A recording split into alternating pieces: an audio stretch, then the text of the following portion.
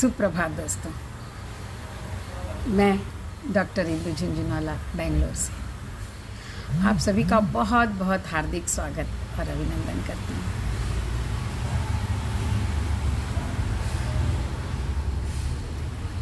हम कर रहे थे कामायनी का सफ़र और इस सफ़र में इतने गुम हो गए कि हमें पता ही नहीं चला कि करीब 13 अगस्त से हम कामायनी का सफ़र कर रहे थे और वो सफ़र जो है यहाँ तक पहुँच गया। आज 7 सितंबर हो गया है और जबकि मैं बहुत थोड़े से उसके छंदों को लेकर आपके साथ आई थी। आज का दिन ना मेरे लिए बड़ा विशेष है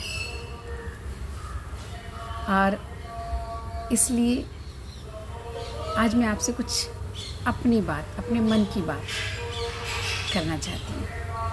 आज का दिन विशेष इसलिए है कि ये जो श्रृंखला हमारी और आपकी जो चल रही थी, हमारे आपके साथ का जो एक सफ़र चल रहा था, वो सफ़र आज मैं देखूँ तो 21 जून जो योगा डे जब आता है तो योगा दिवस के पहले दिन, योग दिवस के पहले दिन मैंने 10 मिनट आप लोगों के साथ बात की थी योग के ऊपर। और उसके बाद योग दिवस के दिन कृष्णा देवी पांडे नेपाल से, काठमांडू, उन्होंने आपको योग की शिक्षा दी, योग के बारे में बताया बहुत सरल और बहुत सुंदर ढंग से। तो कृष्णा देवी पांडे, सबसे पहले तो मैं आपको नमस्कार करती हूँ।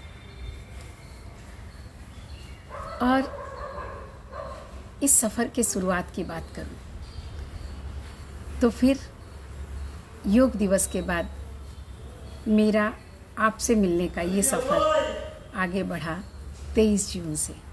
अगर 23 जून की बात करूँ तो 23 जून से लेकर आज तक अगर मैं हिसाब करती हूँ तो 23 जून से आज तक 74 डेज़, 74 दिन हो जाते हैं और कल हमारा होगा 75 डेज़ यानी 75 दिवस, जिसको कि हीरक जयंती कहते हैं। तो मैं चाहती हूँ कल हीरक जयंती के दिन आप लोग सब, जितने लोग मुझे सुनने वाले हैं, अलग अलग दिन अलग अलग लोग और बहुत सारे लोग, वो सब उपस्थित हों, क्योंकि कल मैं उनके साथ अपने मन को शेयर करूँगी, अपने मन को बांटूंगी। इस सफ़र की शुरुआत दिखती है 23 जून से या 21 जून से, लेकिन मेरे मन का ये सफ़र कब से और कैसे शुरू हुआ ये मैं आपके साथ बांटूंगी कल, जबकि पूरा 75 दिन हो जाएगा हमारी इस यात्रा को। और आज जब हम कामायनी की बात कर रहे थे और कामायनी का ये सफ़र शनिवार को यानी शिक्षक दिवस के दिन मैंने एक तरह से वहाँ पर विराम दे दिया था उस सफ़र को। बहुत लंबा चला था वो सफ़र, तो आज हम उस सफ़र की बात करेंगे, कामायनी के सफ़र की। ऐसे समझ लीजिए कि कोई भी चीज़, जब कोई भी महोत्सव हम मनाते हैं ना, तो 2-3 दिन चलना चाहिए। तो कल रजत जयंती है मेरे इस सफ़र की, जिसमें आप सब मेरे साथी बने हैं। तो रजत जयंती के पहले दिन आज मैं उस सफ़र की बात करना चाहती हूँ, कामायनी के सफ़र की, जिसमें आप लोगों ने इतना बखूबी मेरा साथ निभाया कि उसके बारे में मैं जितना भी कहूँ कम है। लेकिन आज मैं कुछ बातें उस बारे में इसलिए कहना चाहूँगी कि लोगों ने फ़ोन करके मुझसे जो कहा, लोगों ने जो मुझे बताया और जो आप लोगों ने मैसेज दिया, अपने लाइक के साथ साथ जो कमेंट्स दिए, उन कमेंट्स में से आज मैं आपके सामने थोड़े से कमेंट्स रखूँगी, थोड़े छोटे छोटे से कमेंट्स जो कि इस यात्रा में बड़े ही महत्वपूर्ण बने मेरे लिए, मुझे आगे बढ़ने के लिए, मुझे आपसे रूबरू होने के लिए। ये सफ़र बहुत सुंदर था और मैं इस सफ़र को आपके साथ करना चाहूँगी आज।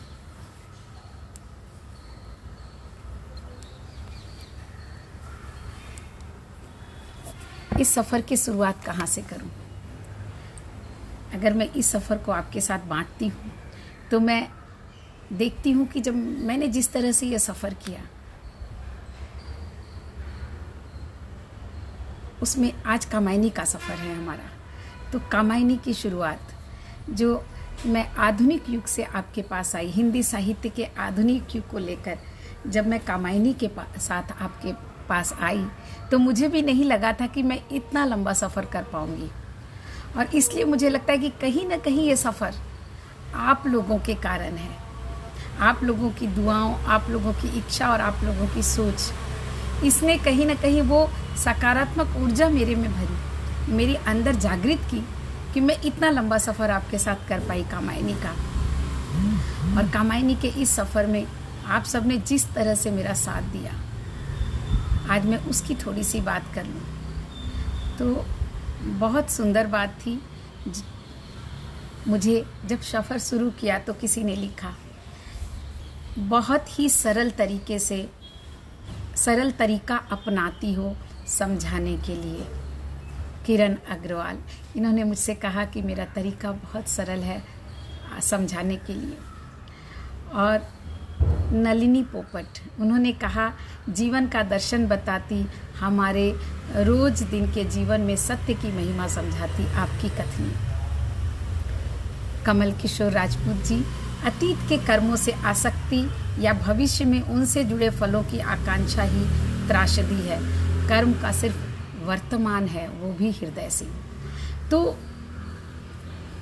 कामायनी के अंदर जो था इच्छा, कर्म और ज्ञान का जो संगम था, जो जीवन का दर्शन था, जो जीवन की सच्चाई थी, जो जीवन की व्यवहारिकता थी, शायद उस व्यवहारिकता ने आपको जितना मोहा उतना मुझे भी मोह लिया था।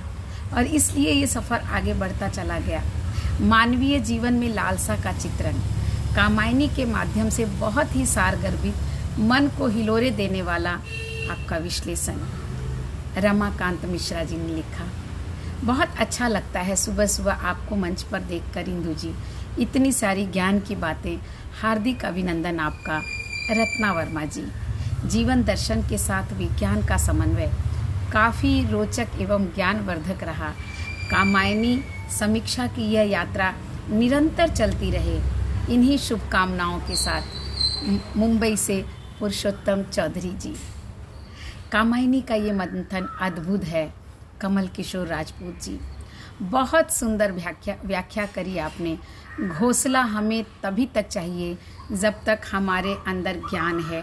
अज्ञानता आते ही चिड़ियाँ अपना घोंसला तोड़ देती है। इंदु भूतड़ा जी, इंदु बौंत्रा दीवान जी, सॉरी, बहुत सुंदर बताया। अज्ञानी का सोना और जो ज्ञान में आ जाए उसका जग जाना चाहिए। कितने सरल शब्दों में आपने अपनी बात को रखा है। श्री प्रसाद जी की कामायनी अद्भुत उपलब्धि है। आध्यात्मिक और दर्शनवाद की इस महाकाव्य का हर पात्र, वो मनु हो या श्रद्धा हो या इला हो, सब जीवन से जुड़े रहस्यों को सिर्फ उजागर ही नहीं करते, अपितु जीवन की राहों को सहज, सरल और अनुकरणीय बनाने में मदद करते हैं। प्रातः मंथन, इंदु चिंतन अविरल चले। कमल किशोर राजपूत जी। जयशंकर प्रसाद की अमर कृति कामायनी के पात्र मनु, श्रद्धा और ईड़ा पर इतना खूबसूरत विश्लेषण, इस कड़ी के सभी एपिसोड सुनने की इच्छा जागृत कर दी है आपने।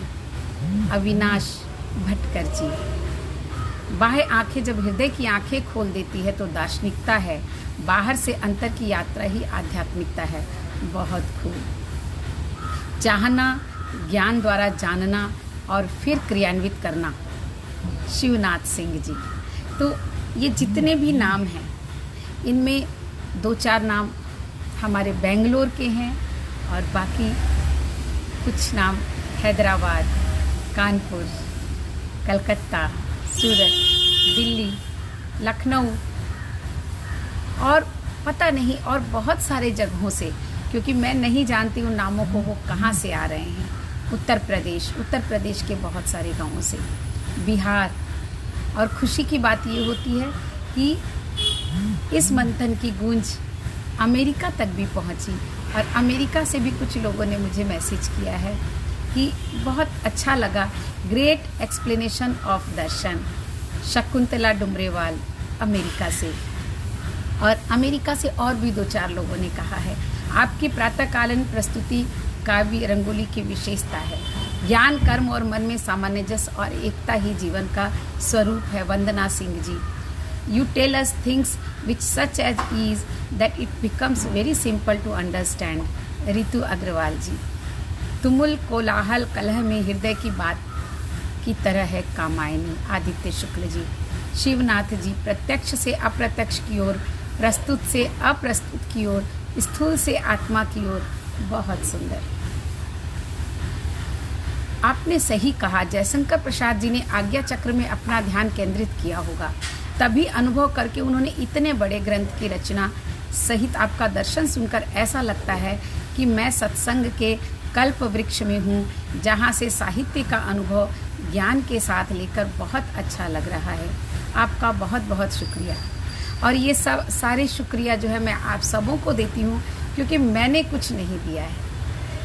और ये मैं दिल से कहती हूँ कि मुझे नहीं पता ये यात्रा किस तरह तय हो रही है, किस तरह तय हुई है। वास्तव में साहित्य कल्प वृक्ष के समान ही है। चूँकि मैं हिंदी साहित्य और संस्कृति में रची बसी हूँ, इसलिए मेरी दृष्टि में हिंदी साहित्य 9 रसों का वह कल्प वृक्ष है, जहाँ आप जिस वस्तु या भाव की याचना करें प्राप्य है। बस आवश्यकता इसमें डूबने की है। आपके साथ साथ मैं भी इसमें डुबकी लगाने की कोशिश कर रही हूँ। तो इस तरह की इतनी सारी बातें, बहुत सुंदर बात। और मुझे जो सबसे अच्छा लगा वो ये लगा कि कुछ लोगों ने ये लिखा है कि आज आपने बताया कि मृग मरीचिका के समान का उदाहरण बहुत सुंदर। वैभव हमेशा नहीं रहता, बहुत सुंदर। हमारी कर्तापना छाले के पानी के जैसे रिश्ता रहता है। आपका दर्शन सुनकर मुझे बहुत अच्छा लगता है। मैंने ये बात बहुत सोचने की है जो इन्होंने लिखी है कि मैंने आपका ग्रुप ज्वाइन किया था साहित्यिक मनोरंजन के लिए, सोच के लिए, लेकिन ऊपर वाले की मंजूरी कुछ और ही थी। वह मुझे मनोरंजन में भी क्या पकड़ आना चाहते हैं कि मैं अच्छे से अपनी कमियों को जानकर अपना उद्धार कर सकूं, अपनी उन्नति कर सकें। इन सारी चीज़ों को माध्यम से बना कोई अंतर नहीं है गीता, योग, वशिष्ठ या साहित्य काव्य कामायनी में। बहुत मार्के की बात है कि गीता, योग, वशिष्ठ और साहित्य काव्य कामायनी जयशंकर प्रसाद जी ने हमें क्या पकड़ाना चाहते हैं उसकी अब अद्भुत उत्तम व्याख्या करती है। आपकी बहुत बहुत शुक्राना है कि आप साहित्य को, दर्शन को इतना सरल और आसान करके दैनिक बोलचाल की भाषा में समझाते हैं और कठिन विषय भी सरल होकर अंदर तक चला जाता है। मैं आज तक दर्शन को बहुत कठिन विषय समझती, लेकिन आपके समझाने के तरीके से बहुत सरल लग रहा है। तो इन सारी बातों का अर्थ ये है कि हृदय में जब सात्विक प्रेम की अनुभूति होती है तो निश्चित ही वह श्रद्धा भी उत्पन्न करती है और श्रद्धा भक्ति की ओर बढ़ती है। भक्ति का मार्ग बहुत ही अलौकिक है, जहाँ बुद्धि पर हृदय की विजय होती है और निश्चित ही अपरिमित संतोष भी भर देती है। ये सारे कुछ उदाहरण जो मैं आपके सामने रख रही थी, ये इसलिए नहीं रख रही थी कि ये आत्म प्रशंसा की बात है। ये उदाहरण मैं इसलिए दे रही थी कि इन सारे उदाहरणों ने मुझे आपके साथ इस सफ़र में आगे चलने का जो हौसला दिया, उसके लिए मैं आप सभी का बहुत बहुत शुक्रिया अदा करना चाहती हूँ, बहुत बहुत धन्यवाद देना चाहती हूँ। और इसमें जो बहुत सुंदर बात जो मुझे लगी वो ये थी कि बहुत सारे लोगों ने ये लिखा कि हमने कभी साहित्य नहीं पढ़ा, या हमने अगर साहित्य पढ़ा तो हमने कभी इस गहराई से, क्योंकि या तो हमने 10वीं कक्षा तक साहित्य को लिया या 12वीं कक्षा तक हिंदी साहित्य को लिया या हिंदी भाषा को लिया, तो हमें पता ही नहीं था कि साहित्य में इतनी गहरी बातें हैं। उसमें दर्शन भी है, उसमें विज्ञान भी है और उसमें आध्यात्म भी है। और हमारा हिंदी साहित्य इतना विशाल है और इसमें कामायनी जैसे रत्न हैं। तो हमारी इच्छा हो गई है कामायनी पढ़ने की और हम कामायनी को ज़रूर पढ़ना चाहेंगे। तो मेरी सफलता इस बात में है कि मैं आप लोगों तक ये मैसेज पहुंचा सकी कि हिंदी साहित्य बहुत सुंदर, बहुत बहुत ही प्रेरणादायी और बहुत ही उत्साह बढ़ाने वाला, जीवन के लिए एक सकारात्मक ऊर्जा आपके जीवन में भरने वाला साहित्य है। और इसको आप सबों ने पहचाना कामायनी के माध्यम से।